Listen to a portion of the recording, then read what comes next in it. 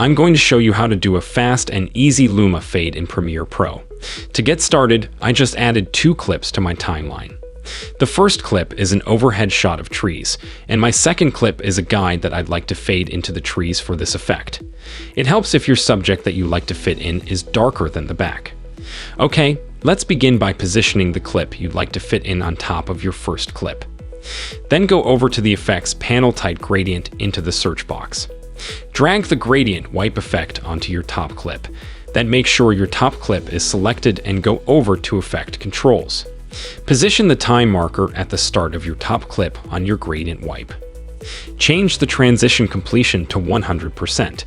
Then click the stopwatch next to transition completion to create a starting key. Move the time marker to where you want your Luma fade completed by. Change the transition completion to 0% to create an ending keyframe.